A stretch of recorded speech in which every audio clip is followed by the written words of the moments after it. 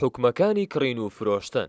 ئایا دروستە بۆ ئافرەتکڕین و فرۆشتن ئەنجام بدا لە کاتی نوێژی هەینیدا؟ دروستە ئافرەتکڕین و فرۆشتن ئەنجام بدا لە کاتی نوێژی هەینیدا، چونکە پەیوەست نییە بە ڕۆیشتن بۆ نوێژی هەینی.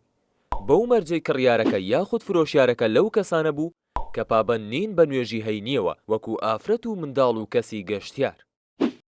ئیبن قودامە ڕەحمەتی خوای لێبێ دەفەرموێت حەرامکردنی کڕین و فرۆشتن و هەوڵدان بۆی تایبەتە بەو کەسانی پابەندن بە نوێژی هەینیەوە، بەڵام کەسانی تری وەکو ئافرەت و منداڵان و گەشتیار ئەم حکمیان بەسەردا جێبەجێ نابێت. بەڕاستی خوای گەورە نەهی کردووە لە کڕین و فرۆشتن لەسەر ئەو کەسانی کە فەرمانی پێکردوون، بەڵام ئەوەی فەرمانی پێنەکراوە نەهیەکە نایگرێتەوە. وە لەبەرەوەی حەرامکردنی کڕین و فرۆشتن پەیوەستە بەو شتەی کە لە نوێژی هەینیدا دەبڕێت، ئەمەش لەسەر ئەوان نییە.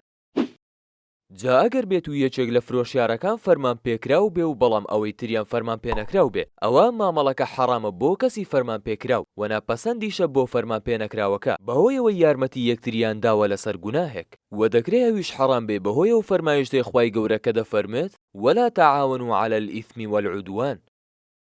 ئەوەی کە ئیبن قودامە ڕەحمەتی خوای لەسەر باسی کردووە لە ئەگەری حەرام بوون، ئەگەر بێت و کڕینەکە لە نێوان دوو کەسدا بێ، یەکێکیان پەیوەست بێ بە نوێژی هەینیەوە، ئەوەی تریشیان پەیوەست نەبێ پێیەوە، وتەیەکی بەهێزە و لە جێ خۆیدایە بەهۆی ئەوەی کە ئەو ئاەتەش باسی دەکات. ئەوەش ڕێبازی زۆرێک لەوانەیە کە ئەهلی زانستن ڕەحمەتی خودایان لێبێت.